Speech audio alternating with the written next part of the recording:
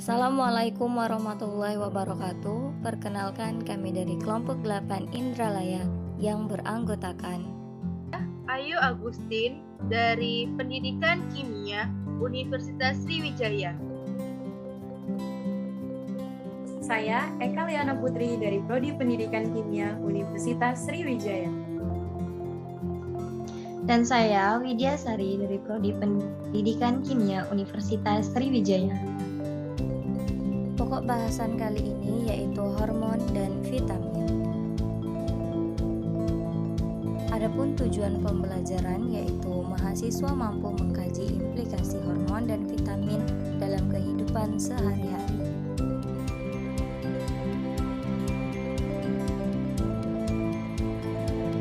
Materi singkat.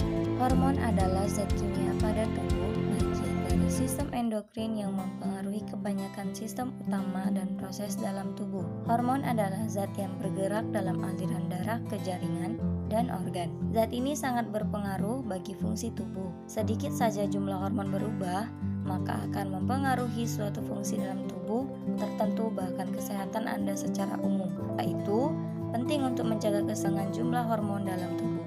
Vitamin adalah zat gizi penting yang dibutuhkan tubuh untuk tumbuh, berkembang, dan menjalankan fungsinya dengan normal. Zat gizi ini tergolong sebagai mikronutrien atau zat gizi mikro, yang berarti tubuh memerlukannya dalam jumlah sedikit. Sayangnya, tubuh manusia tidak dapat membentuk vitamin sendiri ataupun menyimpan cadangannya. Oleh sebab itu, Anda harus mendapatkan asupan vitamin dari makanan yang kaya akan zat gizi.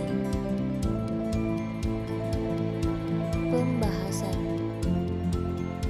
yang pertama yaitu pada hormon. Kelenjar hipotalamus. Kelenjar hipotalamus terletak di bawah otak besar dan berperan dalam koordinasi sistem saraf dan sistem endokrin dalam tubuh. Pada kelenjar hipotalamus terdapat sel-sel khusus yang menghasilkan hormon pelepas atau pembebas dan hormon penghambat. Hormon pelepas bekerja menggiatkan kelenjar hipofisis untuk menghasilkan hormon, sedangkan hormon penghambat bekerja dengan cara menghambat kelenjar hipofisis untuk mensekresikan hormon. Selanjutnya yaitu kelenjar hipofisis. Kelenjar hipofisis ini terletak pada lekukan tulang sela tursika di bagian tulang bagi dan menghasilkan bermacam-macam hormon yang mengatur kegiatan kelenjar lainnya. Oleh karena itu, kelenjar hipofisis disebut master gland. Kelenjar gondok atau tiroid. Kelenjar gondok merupakan kelenjar yang terdapat di leher bagian depan di sebelah bawah jakun dan terdiri dari dua buah lobu. Kelenjar tiroid menghasilkan dua macam hormon, yaitu tiroksin atau T4 dan tironin atau T3. Hormon ini dibuat di folikel jaringan tiroid dari asam amino atau tiroksin yang mengandung yodium. Yodium secara aktif diakumulasi oleh kelenjar tiroid dari darah. Oleh sebab itu, kekurangan yodium dalam makanan dalam jangka waktu yang lama mengakibatkan pembesaran kelenjar gondok hingga 15 kali. Kelenjar anak gondok. Kelenjar paratiroid atau kelenjar anak gondok terletak di setiap sisi kelenjar tiroid yang terdapat di dalam leher. Kelenjar ini berjumlah 4 buah yang bersusun berpasangan yang menghasilkan hormon pada tiroksin. Masing-masing melekat pada bagian belakang kelenjar tiroid. Kelenjar ini menghasilkan hormon yang berfungsi mengatur kadar kalsium dan fosfor dalam tubuh. Fungsi umum kelenjar paratiroid yaitu mengatur metabolisme fosfor dan mengatur kadar kalsium darah. Kelenjar timus. Kelenjar ini merupakan kelenjar yang menghasilkan hormon timosin yang berfungsi untuk merangsang limfosit. Terletak di sepanjang rongga trakea di rongga dada bagian atas. Timus membesar sewaktu pubertas dan mengecil sesal. Kelenjar ini merupakan kelenjar penimbunan hormon sematotrof atau hormon pertumbuhan. Dan setelah dewasa tidak berfungsi lagi. Kelenjar anak ginjal. Kelenjar anak ginjal merupakan dua struktur kecil yang terletak di atas ginjal dan banyak mengandung darah. Baik secara anatomi maupun secara fungsional, kelenjar ini terdiri atas dua bagian yang berbeda. Bagian luar disebut korteks adrenal dan bagian dalam disebut medula adrenal. Berbentuk seperti bola atau topi terletak di atas ginjal.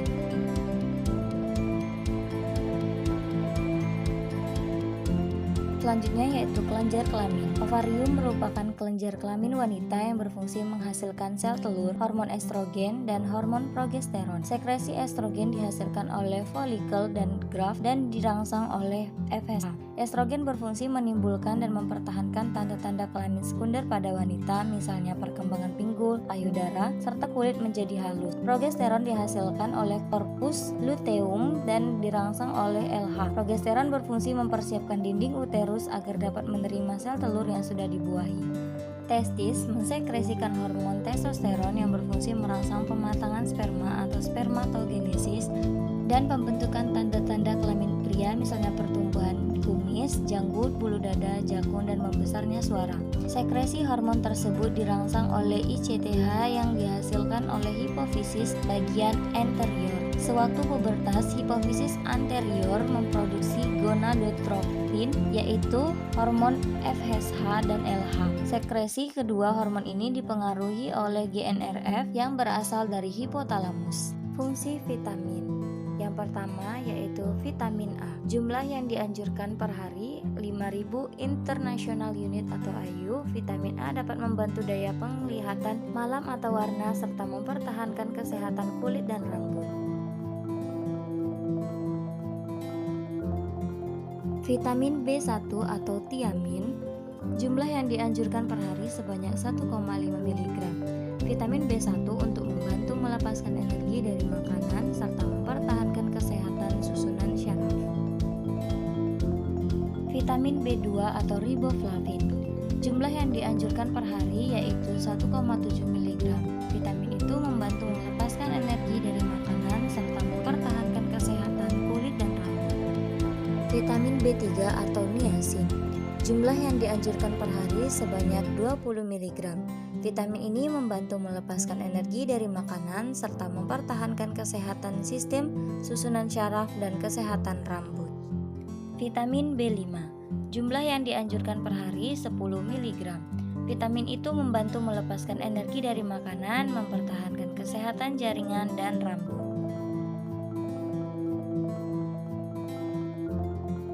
Vitamin B6. Jumlah yang dianjurkan per hari sebanyak 2 mg. Vitamin itu membantu melepaskan energi dari makanan, membantu pembentukan sel darah merah, serta mempertahankan kesehatan sistem syaraf. Vitamin B12 atau cyanocobalamin. Jumlah yang dianjurkan per hari 6 mcg. Vitamin itu membantu pembentukan sel darah merah atau mencegah anemia, mempertahankan kesehatan sistem susunan syaraf. Vitamin C. Jumlah yang dianjurkan per hari yaitu 60 mg. Kegunaannya untuk membantu penyembuhan luka, penyerapan zat besi dan kalsium, serta mempertahankan kesehatan kulit dan jaringan.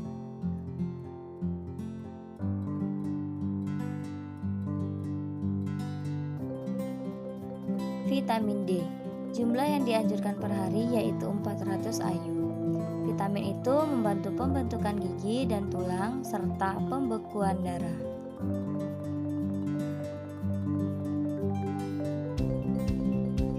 Vitamin E. Jumlah yang dianjurkan per hari sebanyak 30 IU. Vitamin ini mempertahankan kesehatan umum dan kesehatan kulit dan rambut. Vitamin K.